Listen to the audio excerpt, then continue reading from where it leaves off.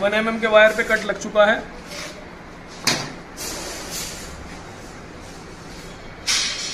ये 1 mm का wire copper और पीवीसी दोनों अलग हो चुके हैं। एक वायर और था 1 mm का जिसपे हमने निकाला था मशीन पर, उसको भी दिखाता हूँ आपको किस तरीके से लगा। ये आप देख सकते हैं एक भी बाल नहीं कटा है, सारे बाल अलग हो चुके हैं कॉपर के। 1 mm का पीवीसी और कॉपर दोनों अलग हो चुके हैं। अब आपको दिखाता हूँ ये 1.5 mm का वायर, 1.5 mm का वायर ये भी दिखाता हूँ किस तरीके से निकलेगा। हमारी machine cash on delivery all India मिलेगी आपको।